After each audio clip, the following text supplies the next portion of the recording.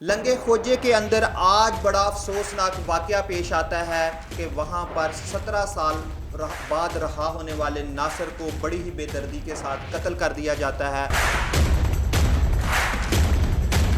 आपने देखा कि कोई बाहर से कत्ल करने वाला कोई बंदा नहीं था, बल्कि वही बंदा कत्ल करने वाला था जिसकी माँ को आपने कत्ल किया था।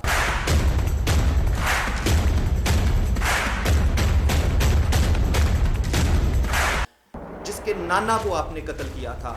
आप देखें कि जब आप किसी के भाई बहन या किसी भी रिश्तेदार का कत्ल करते हैं तो वो सिर्फ आप उसका कत्ल नहीं करते बल्कि अपनी पूरी फैमिली का कत्ल करते हैं।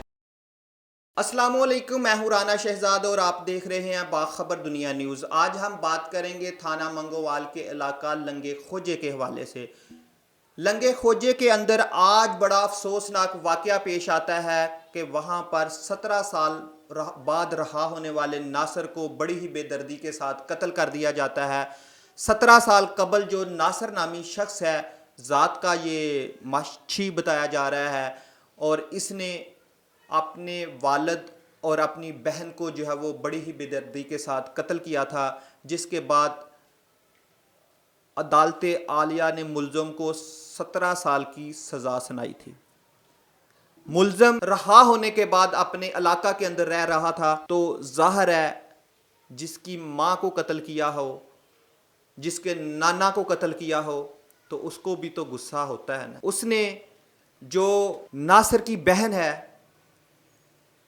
उसके बेटे यानी कि नासिर के भांजे ने आज जब नासिर गली से गुजर रहा था तो उसको फायरिंग करके मुबैना तौर पर कत्ल कर दिया है।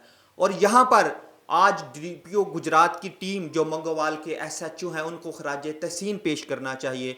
वो इस वजह से पेश करना चाहिए कि अक्सर आपने देखा होगा कि फ़लाँ जगह कत्ल कर दिया गया और मुल्ज़म जो है वो फायरिंग करते हुए जो है वो फ़रार हो गया है, लेकिन थाना जो मंगोवाल की पुलिस है उन्होंने शातिर मुल्ज़म को 1 मिनट का टाइम नहीं दिया।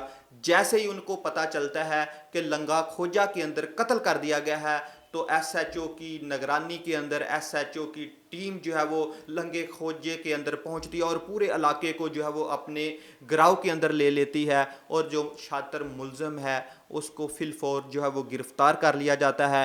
डीपीओ गुजरात का ये कहना है कि मैं अपने एसएचओ को जो है वो शाबाश देता हूं जिसने फिलफौर कार्रवाई करते हुए मुल्ज़म को हिरासत के अंदर लिया है, और मैं अपने जो देखने वाले हैं, जो सुनने वाले हैं, उनसे गुजारिश करना चाहता हूं कि आप देखें कत्ल का जो कहते हैं ना इल्ज़ाम या कत्ल करना जिसको कहते हैं, जब आप किसी को कत्ल करेंगे तो एक दिन आपकी भी बारी आएगी। आपने देखा कि कोई बाहर से कत्ल करने वाला कोई बंदा नहीं था, बल्कि वही बंदा कत्ल करने वाला था जिसकी माँ को आपके ने कत्ल किया था, जिसके नाना को आपने कत्ल किया था। आप देखें कि जब आप किसी के भाई बहन या किसी भी रिश्तेदार का कत्ल करते हैं तो वो सिर्फ आप उसका कत्ल नहीं करते बल्कि अपनी पूरी फैमिली का कत्ल करते हैं। आप देखें कि नासिर को जब कत्ल करने की सज़ा 17 साल हुई तो 17 साल रहा होने के बाद भी जो है वो गुस्सा कम नहीं हुआ था। आप देखें कि आज नासिर की जो बहन है, जो नासिर का भांजा है, उसी ने ही जो है वो आज नासिर का कत्ल कर दिया है।